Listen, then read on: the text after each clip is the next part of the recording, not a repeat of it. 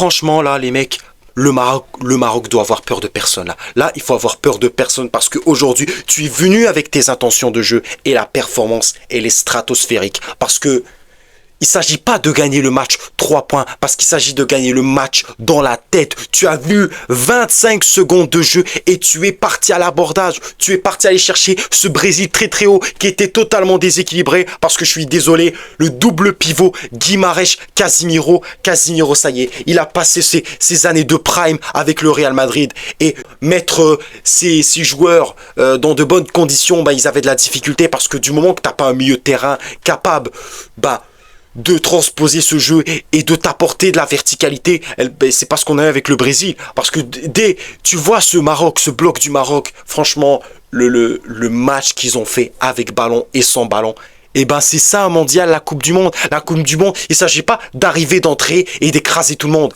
Franchement, les mecs, c'est une Coupe du Monde. Faut que tu rentres avec ton rythme et que tu mets de l'intensité et que tu sors automatiquement sur le porteur de balle, tu l'empêches de trouver des solutions et aujourd'hui franchement la tactique de Mohamed Wahabi était super bien.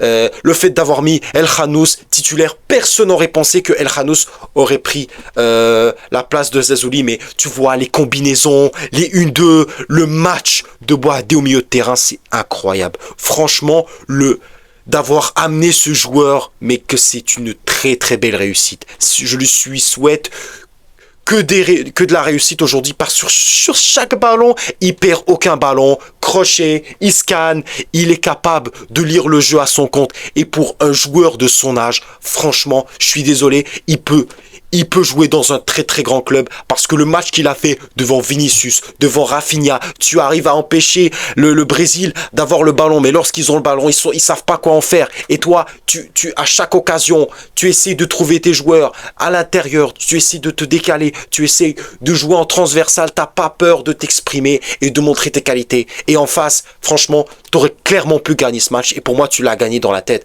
parce que en deuxième période, on a vu un Brésil qui était carrément fatigué, cramé, on dirait que ils n'ont pas régénéré cette équipe et ils sont partis avec les mêmes joueurs. Et pour moi, l'arrivée de Carlo Ancelotti, il a fait que boucher les trous. Boucher les trous, il peut pas sauver la situation. Il est parti avec ce système-là, le 4-2-3-1. Mais on a vu un Rafinha très effacé,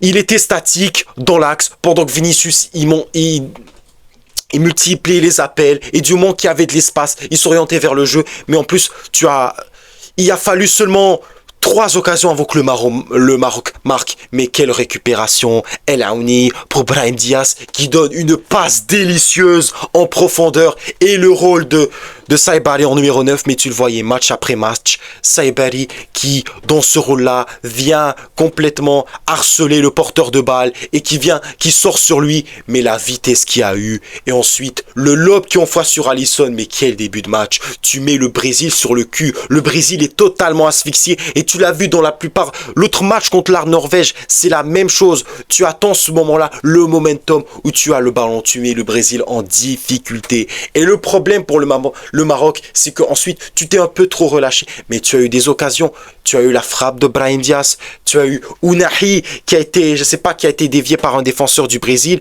mais tu as eu des situations, mais ce qui a vraiment profité au Brésil, c'est les talents individuels, Vinicius qui est un peu tout seul, et Laouni qui voit pas derrière son dos que Vinicius il est déjà parti dans son couloir préférentiel. Il y a un retard peut-être de Issa Diop, mais le problème c'est ça, un match ça joue 90 minutes, il y a plusieurs matchs dans le match. Tous les scénarios peuvent se passer, mais lorsque tu as vu ce Maroc-là être capable d'être serein dans les ballons aériens, parce que oui, les Brésiliens, ils ont eu beaucoup de corners, mais ce que tu as été capable de faire, c'est les empêcher de s'exprimer, les empêcher de passer dans l'axe. Et lorsqu'ils ne passaient pas dans l'axe, ils passaient dans les ailes, donc il y avait une prise à 2, tu pouvais voir 2 joueurs sortir sur un Rafinha, sortir sur un Vinicius, mais le match, franchement, je voudrais juste retenir le match collectif qui a été fait, juste le match collectif et comment tu ressors avec la suite peut être que meilleure et tu as de beaux horizons, comme j'ai dit, tu as de beaux horizons, tu peux te préparer pour tes deux prochains matchs où là, tu es clairement une équipe à ne pas sous-estimer parce que franchement, faire bouger le Brésil pendant 70 minutes, on a vu ça très rarement dans notre vie, mais L'avantage aujourd'hui, c'est que tu as su, fraîchement, sur tes qualités, sur tes sorties de balle, la coordination des joueurs. Mais même mis à part sur ce but de Vinicius, qui arrive à être trouvé tout seul et qui peut déclencher sa frappe, il y a eu juste une occasion pour le Brésil. Parce que oui, il y en a une, la tête de Thiago, mais franchement, hein, il met pas bien sa tête, mais on s'en sort de peu. Et aujourd'hui, c'est juste limiter la casse et proposer notre jeu et avoir plus de confiance, être libre. Mais j'ai senti une liberté. Boadi qui applaudit, je crois, Mazraoui sur une passe. En fait, chaque ballon était très très bien joué. Et tu as vu une équipe du Maroc qui a imposé un jeu, qui a imposé une telle... Franchement, ça, non mais le... C'est pas con ce qu'il a dit, Hakimi. On est les Brésiliens d'Afrique et ça s'est vu sur le terrain. Les Brésiliens très lourds dans les seconds ballons, dans les passes, dans les exécutions à chaque fois. Tu vois un joueur marocain commettre une faute, mais le match de El Khannous, excellent. Juste le match des 11 joueurs sur le terrain, ils ont été... franchement, ils ont tout donné sur le terrain et aujourd'hui, tu méritais une victoire. Tu méritais certainement une victoire. Mais ça se jouait à des détails. Ça se jouait à des détails sur un espace que tu pouvais laisser, sur des pertes de balles, parce que tu as la perte de balles de Issa Diop en deuxième période qui aurait pu porter préjudice. Mais heureusement, la sortie de Bounou qui t'aide. T'as juste ces petits moments de déconcentration, mais tu n'as pas tergiversé, tu n'es pas passé à côté, tu es resté concentré. Et franchement, de voir à la 90e minute, d'avoir le ballon avec un Brésil qui est totalement fatigué, qui a épuisé ses changements, mais franchement, waouh! Waouh, qu'est-ce que tout le monde va dire maintenant? Tout le monde va dire? Maintenant, c'est un pays de football. C'est un pays qui concentre sur ses jeunes, qui fait confiance à des Emi Mouni, qui fait confiance à des El Morabet, des Talbi qui a fait une entrée magnifique sur chaque prise de balle. T'as une confiance, tu le vois, l'esprit d'équipe, c'est magnifique. Pour moi, ce match-là, il s'est gagné dans le mental. Et tu as vu un Brésil qui a dû essuyer, mais un match, mais franchement, j'ose pas imaginer pour les Brésiliens qui sont en PLS. Et on n'a presque pas vu les stars, mis à part Vinicius qui a touché quelques ballons, qui a voulu orienter le jeu. Mais aujourd'hui au Maroc, les joueurs du Maroc, tu as vu tout le monde. Tout le monde se donnait à fond.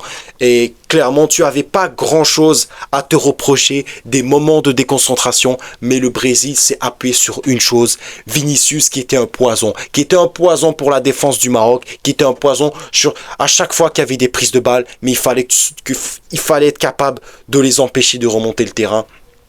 Mais à chaque fois qu'ils ont eu l'occasion, ils n'ont pas trouvé de joueurs, que ce soit sur un centre, sur des frappes. Franchement, des Brésiliens, techniquement, qu'ils n'étaient pas au niveau. Et quand même, j'aimerais juste féliciter mon équipe notre équipe qui a été juste exceptionnelle dans le dépassement de fonction, dans tout ce que tu as apporté aujourd'hui. Tu peux être fier de toi. Tu peux vraiment être fier de toi. Chaque prise de balle, chaque occasion, c'était un plaisir absolu. Je me suis régalé. J'ai attendu ce moment-là. J'ai attendu ce moment-là pour vivre un match, pas seulement d'anthologie, mais un match sensationnel entre deux grosses nations. Mais le Maroc qui a la prestation proposée aujourd'hui, pour moi, c'est mieux qu'une victoire. C'est une victoire dans l'ensemble de tous les compartiments de jeu que tu as bien géré sur chaque ballon. Que ce soit ballon intérieur, combinaison, transversale, chaque ballon était super bien joué. Et tu peux t'en vouloir, mais franchement, aucun regret. Aucun regret. Tu sors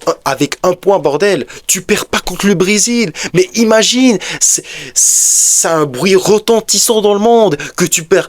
Non seulement tu perds pas le match d'ouverture, mais contre le Brésil, qui est juste devant toi de quelques petits points dans le classement FIFA, ça veut rien dire, ça se joue 90 minutes sur le terrain et dans la tête. En tout cas, dites-moi dans les commentaires qui est votre homme du match, qui vous a impressionné, et surtout, il faut bien, vous dites dans votre tête que cette Coupe du Monde, franchement, tout le monde peut aller loin. Tout le monde peut se donner, parce que là, c'est juste question de volonté, c'est pas question de talent. Parce qu'aujourd'hui, tu peux pas chercher des excuses. Toutes les planètes étaient alignées pour faire une grande rencontre. Ils nous ont proposé un super beau jeu. C'était magnifique. En tout cas, je vous laisse les mecs, ce sera tout pour cette vidéo. N'oubliez pas de liker, de commenter et de vous abonner. Et d'ici là, pour le prochain match, la défaite n'existe pas. On s'en fout les mecs. Ciao, Dima Maghreb.